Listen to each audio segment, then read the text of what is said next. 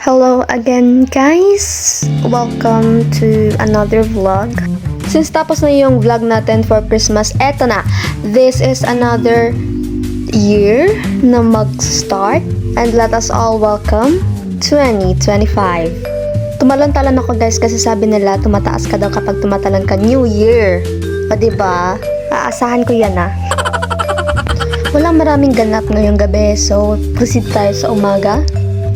Typical New Year, changes.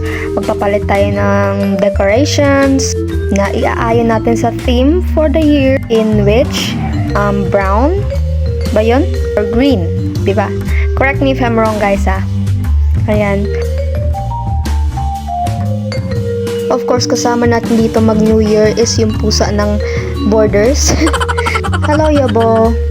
Siyempre kasama na rin yung room sa makeover, o diba? Wow! After pala natin mag-decorate guys, so ayan, mag-type tayo. Since itong keyboard and mouse, matagal ko na rin hindi ginagamit, so gagamitin natin ngayon.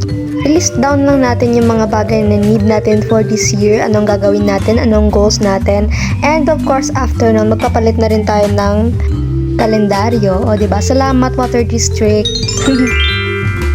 Ayan natin from 2024 to 2025 na. O diba, ang bilis lang ng panahon, no? Parang kahapon lang, nagsastart pa lang yung 2020. Feeling ko tuloy ang tanda-tanda ko na. Char.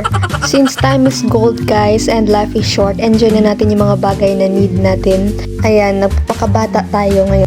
Meanwhile, noong bata pa tayo, gusto natin, ang bilis tumanda. Gusto natin, parang feeling natin matanda na tayo, pero ngayon parang gusto natin bumalik sa pagkabata.